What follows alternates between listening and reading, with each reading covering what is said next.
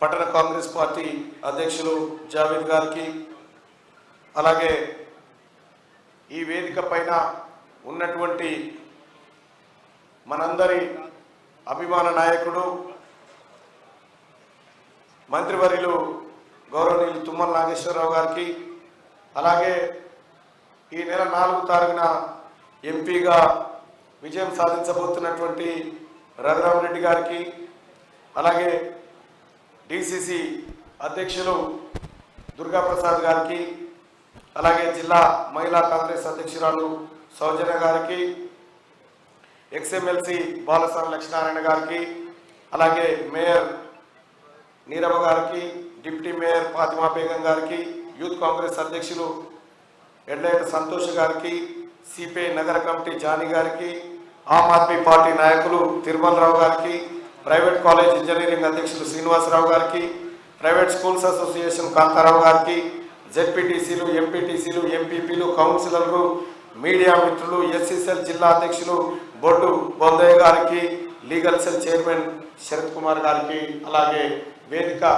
కింద ఉన్నటువంటి పట్టభద్రులకు, వివిధ పార్టీలు సంఘాల నాయకులకు, ఇక్కడికి ఇచ్చేసినటువంటి జర్నలిస్టు సోదరులందరికీ పేరు పేరున నమస్కారం తెలియజేస్తా ఉన్న సోదరులారా. 34 నియోజకవర్గాలు, ఈ పట్టభద్రుల ఎమ్మెల్సీకి 34 నియోజకవర్గాలు, అసెంబ్లీ నియోజకవర్గాలు. ఇది 5 ఎంపీల పరిధి. 5 ఎంపీల పరిధిలో దాదాపుగా ఇప్పుడే జావేద్ అన్న చెప్తా ఉన్నాడు, 2-3 రోజులు మాకే ఎక్కువ సమయం కేటాయించడని చెప్తా ఉన్నాడు. ఎక్కువ సమయం తింటున్నావు అని చెప్పు నువ్వు, ఎందుకంటే ఇన్ని రోజులను పెట్టుకోరు ఇక్కడ ఖమ్మంలో. ఎందుకంటే అన్న వాస్తవానికి కూడా ఖమ్మంకి ఇంకా 3 రోజులైనా సరిపోదు. ఎందుకంటే అత్యధిక మేధావి వర్గం ఈ ఖమ్మం పట్టణంలో కొలువై ఉన్నది. ముఖ్యంగా పట్టభద్రులు అత్యధిక ఓటర్లు ఒక సిటీలో ఉన్నారంటే అది ఖమ్మం సిటీ టాప్లో ఉన్నారు. ఈ 4 ఎలక్షన్ కమిషన్ చెప్పిన లెక్క. సోదరులారా, మరి అటువంటి మేధావి వర్గం ఇక్కడ ఉన్నప్పుడు 2-3 రోజులు సరిపోయేటువంటి అంశం కాదు. కానీ ఒక మాట చెప్తా ఉన్నది 4 రోజుల సమయం మాత్రమే క్యాంపెయినింగ్ కోసం ఉన్నది. మరికొద్దిసేపట్లో కొత్తగూడెం, ఆ తర్వాత వైరా మీటింగులు కూడా ఉన్నాయి. కాబట్టి నేను క్లుప్తంగా మాట్లాడి మిగతాది మంత్రివర్యులు మాట్లాడతారు, వివరాలన్నీ మీకు వివరించే ప్రయత్నం చేస్తారు. ఇక 3 అభ్యర్థులు, ఒక ఆయననేమో 2 కోట్ల ఉద్యోగాలు ఇస్తానని మోసం చేసిన నరేంద్ర మోడీ అభ్యర్థి, ఇంకొక ఆయనేమో 2 లక్షల ఉద్యోగాలు ఇస్తానని మోసం చేసిన కేసీఆర్ అభ్యర్థి, ఇంకోకేమో ఏ హామీ ఇవ్వకుండా 200 మంది పిల్లలకు ఆపరేషన్లు చేయించిన తీన్మార్ మల్లన్న.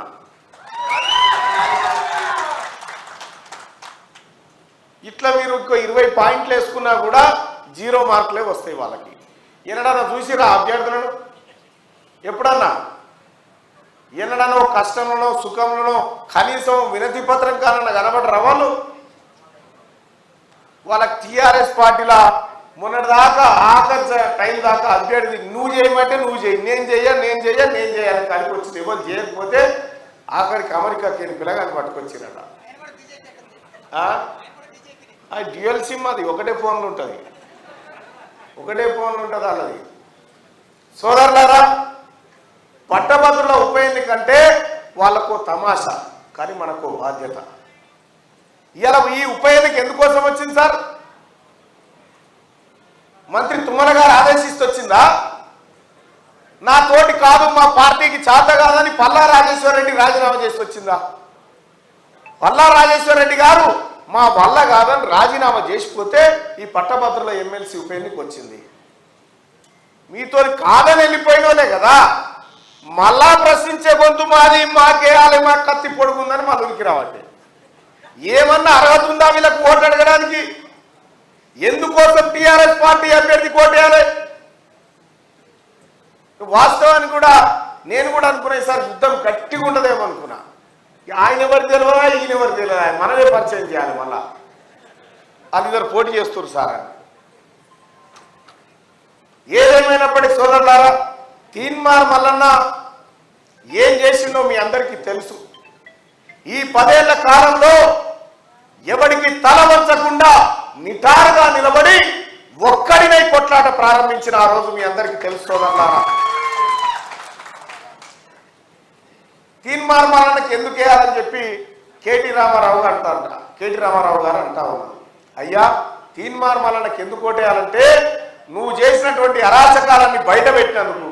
మరి తీన్మార్మాలన్న ఏం చేయలేదు, ఏం చేయనోడి మీద 80 ఎందుకు కేసులు పెట్టినవా? నువ్వు ఏం చేయనోడి మీద 80 కేసులు ఎందుకు పెట్టావు? పోనీ పెట్టిన కేసు ఏదన్నా రేపు పొద్దుగాలైనా నిలబడేటట్టుందా? ఏడ నిలబడే పరిస్థితి లేదు. వాళ్ళకు ముఖం చెల్లక ఇలా ఏ టీచర్ సంఘం దగ్గరకు వచ్చి ఓటు అడిగే పరిస్థితి లేదు, వాళ్ళు ఏ ఉపాధ్యాయ సంఘం దగ్గరకు వచ్చి అడిగే పరిస్థితి లేదు, ఏ యాజమాన్యం దగ్గరకు వచ్చి ఓటు అడిగే పరిస్థితి లేదు. ఎందుకు లేదంటే మీరు చేసిన దోకా అంతా వాళ్ళ కళ్ళ ముంగట ఉంది. మీరు వస్తే గల్లా పట్టి అడుగుతారు కాబట్టి మీరు అడగలేకపోతా ఉన్నారు. ఇవాళ తెలంగాణ రాష్ట్రంలో ఉన్నటువంటి పట్టభద్రుని ప్రతి సమస్యకు కర్మ కర్త క్రియ కల్వకుంట్ల కుటుంబమే. ఎందుకంటే ఈ 317 జీవో తీసుకొచ్చి ఉద్యోగస్తుల ఉసురు పోసుకుంటున్నాడు ఎవరు? ఈ 46 జీవో తీసుకొచ్చి పేద బిడ్డలకు ఉద్యోగాలు రాకుండా ఆగం చేసింది ఎవరు? కేసీఆర్ కుటుంబమే కదా. మరి ఇన్ని సమస్యలను తయారు చేసి ఇప్పుడేమంటారు, ఈ సమస్యల పరిష్కారం కోసం మేము వస్తామంటారు. చేసినోడు మేము చేసింది వీళ్ళే కదా. పరిష్కారం మేము చేస్తామని అంటారు. పరిష్కారం రమ్మని జనం పిలుస్తారు, పండబెట్టి తొక్కుతారు. ఇప్పుడు వస్తే ఇటుకలు వస్తే ఎందుకు చెప్తున్నంటే 10 ఏళ్ల కాలం పాటు జనం ఉసురు పూసుకున్నారు మీరంతా కలిసి. ఇవాళ పోయినసారి 2021లో ఇదే పట్టభద్రుల ఎమ్మెల్సీ ఎన్నికల్లో నేను ఇండిపెండెంట్ అభ్యర్థిగా నిలబడ్డా. ఇండిపెండెంట్ అభ్యర్థిగా నిలబడితే పెద్దలారా మీరందరూ నాకు వెన్నుదన్నుగా నిలబడితే 1,49,000 ఓట్లు నాకు వేసారు మీరంతా కలిసి. సీరియల్ నెంబర్ 39 అప్పుడు ఎంకులాడి మరి ఓటు ఇచ్చారు నాకు. ఆయాల మా తుమ్మలన్న జర్ర గిట్లా అంటే అయిపోవు, ఇటెంకాల రాకపోతే అయిపోయేది. వాస్తవాలు కూడా ఒక నమ్మిన పార్టీకి కట్టుబడి ఉండే మనిషి కాబట్టి అట్లా నిలబడగలిగిండు. ఈసారి పొరపాటున కూడా ఆ పరిస్థితి రానియ్యం కూడా అని చెప్పి కాంగ్రెస్ పార్టీ క్యాడర్ అంతా ముందుకు వస్తా ఉంది. ఏ ఊరికి పోయినా ఏడ మీటింగ్ పెట్టినా ఒకటే మాట, ఏగా అప్పుడు అట్లా అయిపోయి ఇప్పుడు కాదు అయిపోయింది, ఇక నువ్వు గెలుస్తున్నావు పో మళ్ళా మేమంతా చేస్తున్నాం, ఇక పోయినసారంటే చేయలేకపోయినాం ఈసారి చేయాల్సిందే అనేటువంటి ఒక మాట చెప్తా ఉన్నారు. కానీ ఒక అభ్యర్థిగా నేను ఓటు అభ్యర్థించడం నా బాధ్యత. రేపు పొద్దుగా తీర్మానం గెలిస్తే కాంగ్రెస్ పార్టీ ఇచ్చినటువంటి తన మేనిఫెస్టోలో ఏ హామీలైతే ఈ ప్రజలకు ఈ పట్టభద్రులకు ఇచ్చిందో ఆ హామీలన్నింటినీ గౌరవ మంత్రివర్యుల ద్వారా మేమంతా కలిసి అమలు చేసే బాధ్యత తీసుకుంటామని చెప్పి మీ అందరికి తెలియజేస్తా ఉన్నాం. సోదరులారా, ఈ ఉద్యోగస్తులకు వాళ్ళు రిటైర్ అయితే బెనిఫిట్స్ ఇచ్చే పరిస్థితి లేక 3 ఏళ్ల వాళ్ళ పదవి కాలాన్ని పెంచుకుంటా పోయే వాళ్ళను ఇవాళ ఆగస్టులో ఖాళీలు ఏర్పడతా ఉన్నాయి. రాష్ట్ర ముఖ్యమంత్రి గారు జాబ్ క్యాలెండర్ దిశగా ఆలోచన చేస్తా ఉన్నాడు. గ్రూప్ 2, గ్రూప్ 3 పోస్టుల పెంపుదల పైన ఆలోచన చేస్తా ఉన్నాడు. డిఎస్సి పెరుగుదల పైన ఆలోచన చేస్తా ఉన్నారు.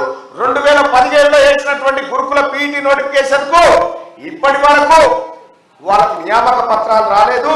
కోరు ముగిసిన వెంటనే వాళ్ళని కొలువుల్లో కూర్చోబెట్టబోతుంది కాంగ్రెస్ పార్టీ రేపు పొందాలని తెలియజేస్తా ఉన్నాం.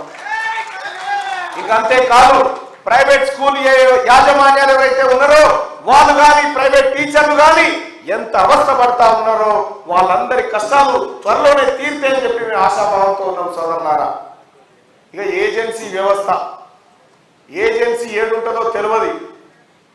ఆ సర్కార్ దాంట్లో పనిచేస్తాడు, సర్కార్ మనిషి కాదు, సర్కార్ లెక్క కాదు.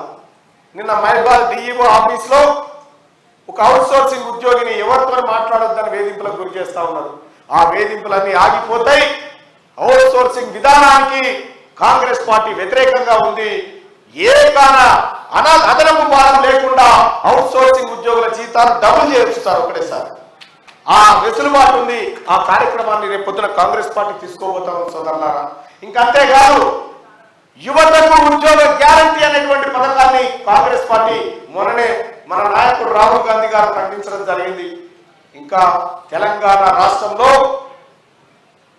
ఉద్యోగులు ఎవరైతే నిరుద్యోగులు ఉన్నారో ఆ నిరుద్యోగుల కోసం కాంగ్రెస్ పార్టీ ప్రత్యేక కార్యాచరణ తీసుకొని ముందుకు పోతా ఉంది. అలాగే ప్రభుత్వ ఉద్యోగులకు సంబంధించినటువంటి కష్టాలు కానీ, ఆర్టీసీ కార్మికుల కష్టాలు కానీ, వివిధ సంస్థల్లో పనిచేస్తున్నటువంటి ప్రభుత్వ ఉద్యోగులకు ఏ ఒక్కరికి కూడా బాధ కలిగినా చెప్పుకోవడానికి మీ తీర్మానం ఉన్నాడు, చెప్పడానికి మన ముఖ్యమంత్రి రేవంత్ రెడ్డి గారు ఉన్నారు, మన మంత్రివర్యులు తుమ్మల నాగేశ్వరరావు గారు ఉన్నారని చెప్పి అందరికి తెలియజేస్తా ఉన్నా. సోదరులారా, నేను బాధ్యతతో చెప్తున్నటువంటి మాట, ఇవి చెప్పేవో నేను ఓట్లు అడుగుతా ఉన్నా, వాళ్ళ ఓటు అడిగితే ఎట్లా అడుగుతా ఉన్నారు. మన కేటీ రామారావు గారు వచ్చి అడుగురు సార్ ఓటు అడుగురి పబ్లిక్ అంటే తీర్మానం వలన మంచోడు కాదు, లేక మంచోడు కాదు కానీ మరి మంచోడే వాడిగా మీ దాంట్లో ఎవరైనా ఉందా?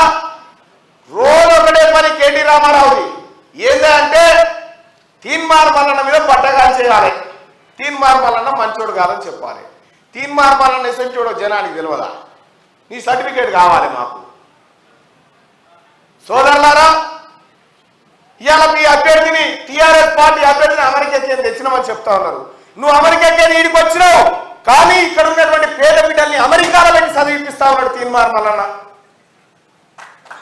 ఇది కదా ఇలా దేశవ్యాప్తంగా అనేకమైనటువంటి పిల్లల్ని చదివిపిస్తా ఉన్నాం తోచిన కాడికి తోచిన జాగలలో.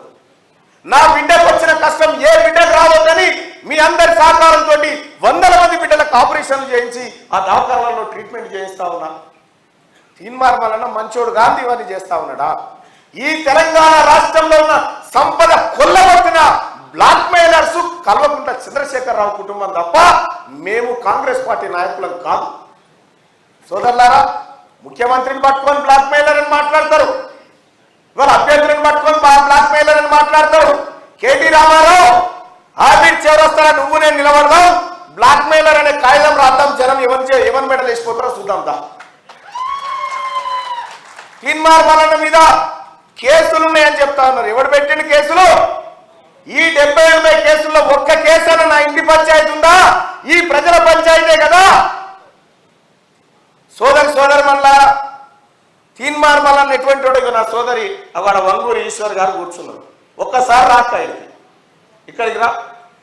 ఇదే ఖమ్మం జిల్లా బిడ్డ, నాకు పరిచయం కూడా లేకుండే జర్నలిస్ట్ గా పనిచేస్తా ఉంది. తన భర్తకు ఆపదొస్తే తీర్మానం వల్ల ఏం చేసిండు ఒక్కసారి అడుగురమ్మా, చెప్తాడు. తీర్మానం చెప్పండి మంత్రి గారు గట్టిగా. మా తీర్మానం వల్ల నన్ను ఇంత చూడటం నాకైతే చాలా గర్వంగా ఉంది. చాలా అంటే చాలా చాలా గర్వంగా ఉంది. మా అమ్మని ఇక్కడ చూడటం ఒకప్పుడు నేను చాలా కష్టాల్లో, అంటే నా భర్తకి 2 కిడ్నీలు ఖరాబ్ అయిపోయి నా భర్త డయాలసిస్ లో ఉన్న పరిస్థితుల్లో ఒక మాట చెప్పాలంటే, నిజం చెప్పాలంటే మేము ఖమ్మంలో బతకలేక సత్తుపల్లి వెళ్ళి నేను కూరగాయలు బండేసుకొని కూరగాయలు కూడా అమ్మిన పరిస్థితుల్లో నా అన్న నన్ను చూసి కళ్ళనీళ్ళు పెట్టుకున్నాడు. ఆయన ఎవరు నాకు తెలియదు, నేనెవరో ఆయనకు తెలియదు. ఆయన నాకు తెలుసు, టీవీలో చూస్తున్నాం కానీ నేనెవరో ఆయనకు తెలియదు. అయినా కూడా ఒక జర్నలిస్టు సోదరికి కష్టం రాకూడదు చెబుతుంటే ఇప్పుడు కూడా వచ్చిన చేతులు వంగుతున్నాయి. నాకు ఆ రోజు మా అమ్మ అండగా నిలబడ్డాడు. నేను ఎవరో వెళ్ళిపోయి నా చీర తీసి నాకు సాయం చేసి నాకు ఒక సొంత సోదరిగా ఇప్పటికి కూడా నేను చాలా మంది చెప్తాను. మళ్ళీ అంటే వయసులో నాకంటే చిన్నవాడు, అన్నయ్య కూడా నా తమ్ముడు చెప్పుకుంటా గర్వంగా అందరికీ. కానీ తీర్మానం వల్ల మనిషి కాదు, ఒక మహాశక్తి. నేను చూసే నా కప్పతో మేము హైదరాబాద్లో ఉన్న వాళ్ళు దయాచిస్తున్నాం. మేము హైదరాబాద్లో ఉన్న రోజుల్లో 100,000 మంది చిన్నారులు తన సొంత డబ్బులతో ఆపరేషన్ చేయించాడు మల్లన్న. తనకున్న ప్యూమ్స్ లో వచ్చే డబ్బుతో ఆదాయంతో ఎంతో మంది పిల్లలకి తన కూతురు నేను చూసినప్పుడు, మొదటిసారి చూసినప్పుడు కళ్ళనీళ్ళు పెట్టుకున్నాను. ఆ పాపకి 4 సంవత్సరాలు వచ్చినా ఇంతే ఉంటుంది 4 సంవత్సరాలు వచ్చినా కూడా కథం లేదు, వేదం లేదు, ఎప్పుడు చేతులతో పట్టుకొని నడవాలి ఆ పాపని. అంత కష్టం ఉన్న పాపని తన ఇంట్లో పెట్టుకొని మిగతా చిన్నారుల కోసం, సమాజంలో తన కూతురులాగా బాధపడే చిన్నారుల కోసం లక్షలాది రూపాయలు ఖర్చు పెట్టి ఆపరేషన్ చేయించిన గొప్ప మహానుభావుడు తీర్మానం. అంతేకాదు ఎంతో మంది ఆడపిల్లలు చదువుకోలేని పరిస్థితుల్లో నాకు ఫోన్ చేశారు ఎంతో మంది. హైదరాబాద్ లో బీటెక్ చదివే పిల్ల, మల్లారెడ్డి కాలేజ్ లో బీటెక్ చదివే పాప 3వ సంవత్సరం జరుగుతుంది. ఫీజు కట్టలేక హాస్టల్ నుంచి వెళ్ళిపోమన్నారట. నువ్వు రేపు మధ్యాహ్నం వరకు ఫీజు కట్టకపోతే నువ్వు హాస్టల్ ఖాళీ చేసి వెళ్ళిపోమంటే ఆ పాపకు తెలిసిన వాళ్ళు నాకు ఫోన్ చేస్తారు. చేస్తే నేను మళ్ళీ నాకు ఒకే ఒక మెసేజ్ పెట్టా, ఫోన్ కూడా చేయలేదు నేను. ఆ అమ్మాయి డీటెయిల్స్ తో మెసేజ్ పెట్టి అన్నయ్య ఇది పరిస్థితి, ఆ పాప చదువు ఆగిపోకూడదు, ఎట్లయినా సరే ఆ పాప చదువు కొనసాగాలంటే ఇక్కడ ఉన్నటువంటి మన గుంటూరు కాపు నాయకులతో మాట్లాడించి ఆ పాపకు కావాల్సినటువంటి ఆర్థిక సహాయం ఇప్పించి ఆ పాప ఇంట్లో చదువుకోవడానికి సహాయం చేసిన మహానుభావుడు మల్లన్న. కొన్నిసారి ఎమ్మెల్సీ ఎలక్షన్ లో నేను మల్లన్న కోసం నేను స్వచ్ఛందంగా పనిచేస్తే మా అన్నను గెలిపించుకోవాలని ఆ రోజు పడ్డ కష్టం నాకు ఇప్పుడు కూడా గుర్తే ఉంది. నాకు ఆ రోజు సత్తపల్లి నియోజకవర్గ బాధ్యతలు అప్పగించారు. ప్రతి ఇంటికి వెళ్ళి ప్రతి గవర్నమెంట్ ఇన్స్టిట్యూషన్స్కి వెళ్ళి సింగరేణి కాలేజ్కి వెళ్ళి మా అన్న కోసం ఎంతో ట్రై చేసినా కూడా ఆ రోజు జరిగిన పరిస్థితుల్లో పల్లా రాజేశ్వరరావు చేసిన మోసం వల్ల నేను ఆ రోజు కౌంటింగ్ కూడా వెళ్ళాను. నల్గొండ మీరు కల్లారా చూశారు. కౌంటింగ్ లో జరిగిన మోసం కూడా కల్లారా చూసి అందరం కుప్పకూలిపోయాం. ఎక్కడున్నారో అక్కడ. ఆ రోజు మా అన్న మామూలుగా ఓడిపోవచ్చు కానీ నైతికంగా ఆ ఎలక్షన్ లో గెలిచాడు మా మల్లన్న. ఈ ఎలక్షన్ లో కాంగ్రెస్ పార్టీ సపోర్ట్ తో మా మల్లన్న 100% తప్పనిసరిగా విజయంగా ఓడించి నిరుద్యోగుల పక్షాన, విద్యార్థుల పక్షాన, సామాన్యుల పక్షాన కొట్లాడి అందరికీ న్యాయం జరిపించాలని మనస్ఫూర్తిగా కోరుకుంటున్నాం. సెలవు. వాస్తవానికి అక్కేవాడు నాకు తెలియదు సార్. ఇట్లే ఖమ్మంలో మీటింగ్ లో ఉండగా అట్లా కూర్చొని ఏడుస్తుంటే దగ్గర తీసుకుంటే ఈ వ్యవహారం అంతా తెలిసింది. ఇది తీర్మానం వలన చేసిన కార్యక్రమం చూడాలా. ఇప్పుడు ఒక్కసారి ఆలోచించండి, మీ బిడ్డ తీర్మానం వలన ఏ కష్టం వచ్చినా ఎవరు కన్నీళ్లు పెట్టినా ఊరుకోడు, వెంటనే వెళ్తాడు, వాళ్ళ కోసం నిలబడతాడు, కలబడతాడు, కొట్లాడతాడు, ఆఖరికి వాళ్ళని విజయ తీరాలకు చేర్చే వస్తాడు తప్ప ఖరాబ్ చేయడు.